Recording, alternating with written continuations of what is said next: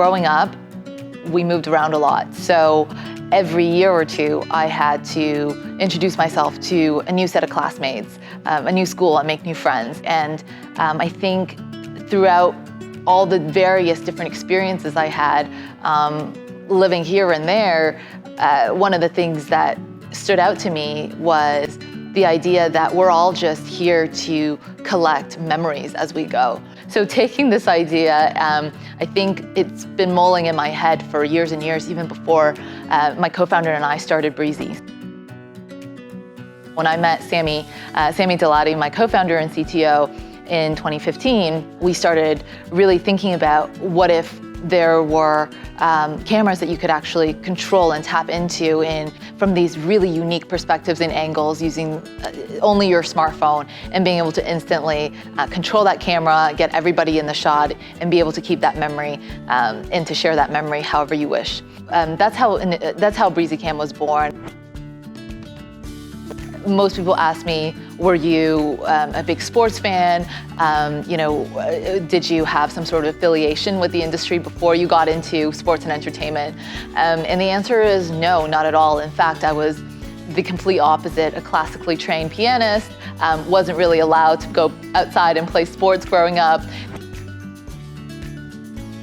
The initial challenges, we got a lot of no's. We had a lot of people that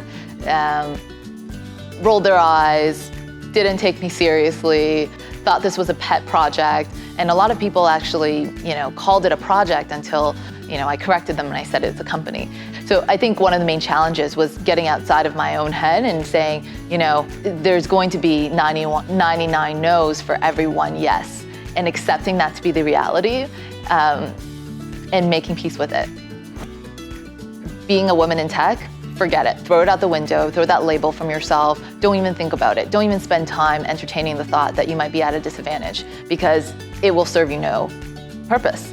The single focus that you should be putting your sweat, energy, mind towards is how you make this business work.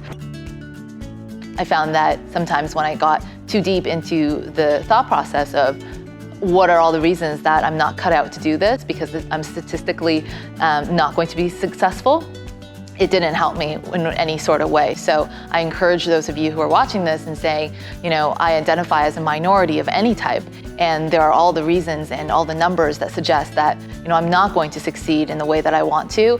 Well, it's time to throw that thought out of the window, because it won't serve you in the grand scheme of things. Focus on what matters.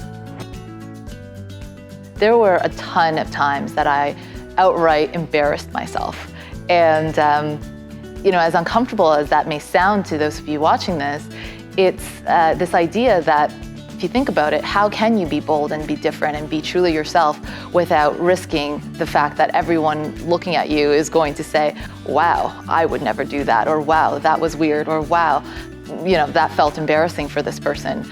And I think it's by taking those risks, truly taking those risks of speaking your mind, that you can embrace what it means to be bold and be different and being authentic to yourself.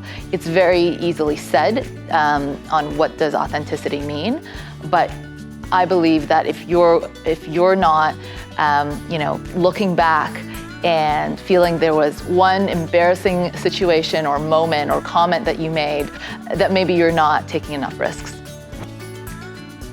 Thank you so much, Ascend Canada, for granting me this very honorable award, the opportunity for me to be able to engage with this community through all the good work that is done throughout the years. I'm incredibly honored and incredibly motivated to be doing more for this community and to help continue to inspire young leaders and innovators to push their dreams and ambitions forward.